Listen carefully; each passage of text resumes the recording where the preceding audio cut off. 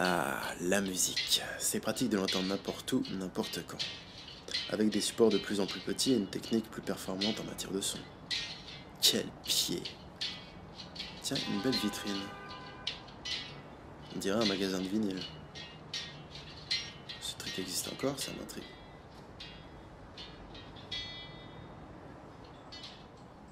Ça fait, je dirais 2-3 ans quand même. Et pourquoi? Écoute, il y a peut-être un effet, moi je dis un effet un petit peu bobo.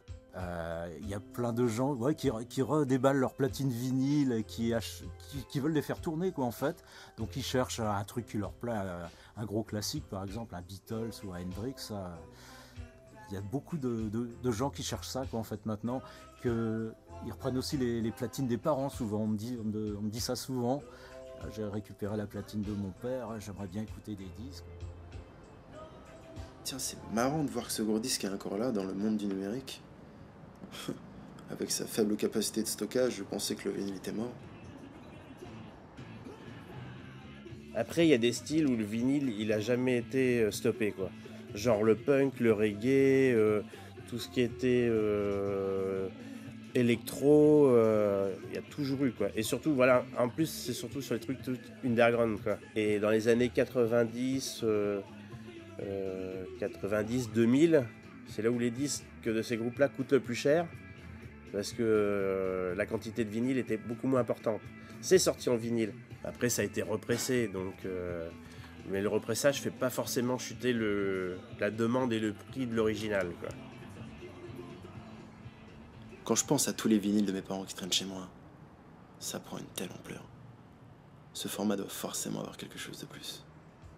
Bon, il y a déjà l'aspect, la pochette et tout, ça compte déjà énormément. Quand tu vois une pochette vinyle à côté d'un CD, il n'y a pas en photo pour moi, hein. Bon, moi, de mon point de vue son, tout le monde te dira que le vinyle est supérieur. C'est vrai qu'Internet a moins de charme. Rien que les pochettes, elles valent le coup. La musique sonne bien différemment, belle sensation. Je pense qu'on est de la même génération, vous et moi, et qu'on a grandi avec justement tous ces fichiers, sans voir les pochettes, sans connaître l'année de sortie des albums, tout ça. Et puis voilà, le vinyle c'est complètement différent, on a l'année, on a l'objet, on a les musiciens qui jouent, voilà, les auteurs des chansons, on a plein d'informations qu'on n'avait pas en fichier numérique, quoi. Donc ça rajoute tout un charme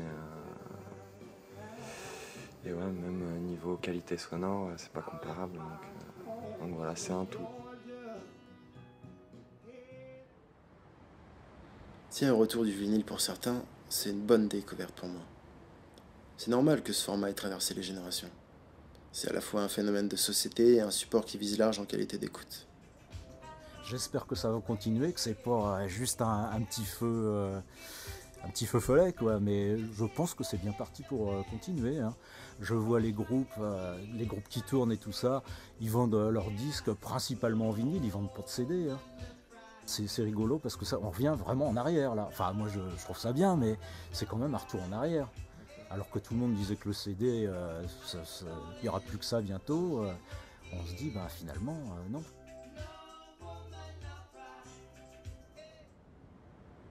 Maintenant, il est temps pour moi d'écouter de la musique dans de vraies conditions.